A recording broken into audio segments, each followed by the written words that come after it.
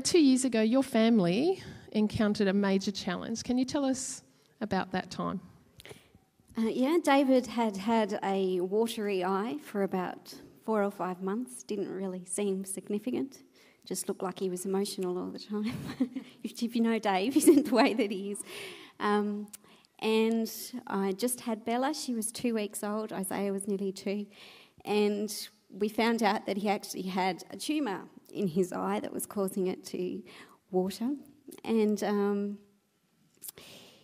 from there they went and removed it. And from there they thought it looked like a form of cancer, a lymphoma, non-Hodgkin's lymphoma.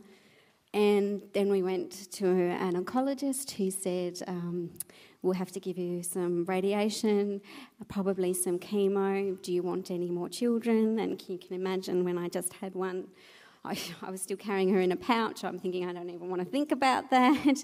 And it was a bit of a whirlwind. From there, they sent him to Melbourne for a PET scan because while they thought they'd removed the majority of it, they thought there was a little bit remaining, and also the type of cancer that it is, it's more than likely that it can spread.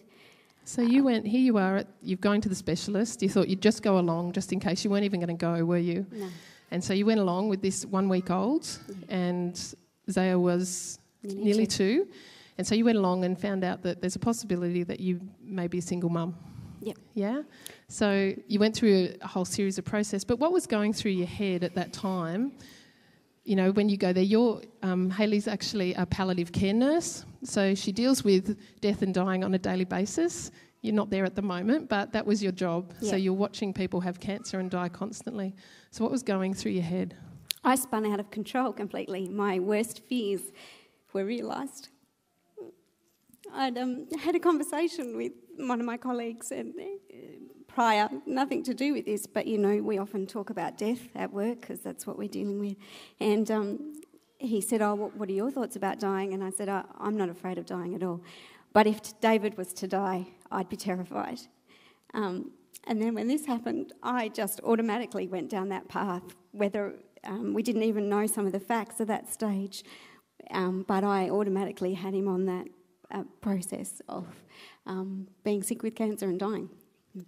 And you also knew that if he wasn't sick with cancer, there's a possibility that he could be on treatment for a long period of time. Yeah, the type of cancer that it wasn't aggressive, but or that they thought he had wasn't aggressive, but the chance of ever curing it was very low, so it was going to be a long time. So at that time, where was your strength? Where did you find your strength to get through life? And at that time, where was it? Yeah. I'd always relied fairly heavily on David. I always thought he could tell me it would be all right. And when this happened, I can remember saying, just tell me you're all right. And he said, well, I feel all right. I thought I was fine. It was just a watery eye. I'm like, but tell me this is going to be all right. And he said, I can't. I don't know what's happening. And I suddenly realised that no matter how much David and I planned our life, we didn't know what was going to happen. And there was only one way I could turn, and that was to God. And regardless of whether he was going to get better or not, and I was really in a phase that I didn't know, and I didn't even really ask for him to get better because I didn't know whether that's what was going to happen. My experience was that they didn't get better, and there was heaps of other people around us that were praying for healing, which I'm very thankful for. But my head wasn't really there. My head was, how am I going to do this?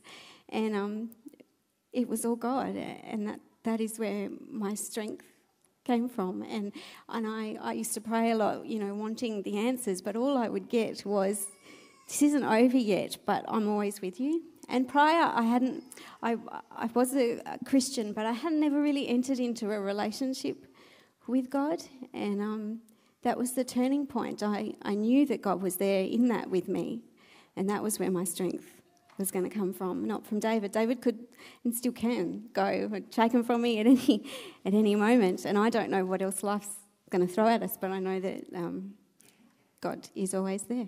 You were pretty excited when you came in and saw this banner up here today. I just love that relax, everything's going to be all right, rest, everything's coming together, open your hearts, love is on the way. And I there was heaps of scriptures being given to me at that time. And like I said, within that, I didn't really take it that he was going to be all right. I took it that I was going to be all right, regardless of the circumstances, and that God was going to be with me, whether I had to be a single mum with 2 kids or not, or face life without David. You know, one of my worst fears. Yeah. So you went to Melbourne. You had the PET scan, came back. They still didn't really know. No, they were very surprised because there was nothing anywhere else, which was wonderful, but they were also very surprised that there was nothing left in his eye. They couldn't find anything on the PET scan, and they were expecting to find something. So as far as they were concerned, there was nothing left in his body. So she said, I don't know. She said, I don't know what we do. We won't do anything for a while. They sent the tumour off to Queensland because apparently they look better in the sunshine. No. Because they wanted to find out more about what it is, but because there was nothing left in his body, she said there'd be no treatment anyway. So there was another couple of weeks after that PET scan where we were so much more relaxed about it anyway. But when we did get the results from Queensland, they said, look, we really don't think it is a cancer. We think it's some weird immune response that your body's had to something. On Friday we decided it was a bit like an oyster and he had got something in there made of pearl or something. But then 12 months later you did have another moment. Yeah, he got another lump in his neck, which is one of the ways that this sort of cancer can present. And because I had a little bit of knowledge about this, I freaked out immediately.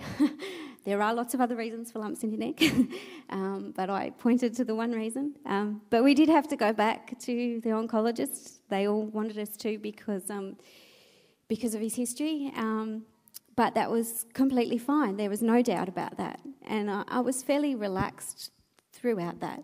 So you handled the fear in a different way? I did. I can't say that I was confident that it would be all right, and I did have fear, but I just knew it was a process we had to go through, and I didn't know what the outcome was going to be, but I still had to trust in God, whatever the outcome was. And I had a moment at work a little while after that when one of the doctors said to me, because he knew what had been going on, David's results were okay. And I said, yes, how do you know? And he said, he was discussed at the oncology meeting this morning.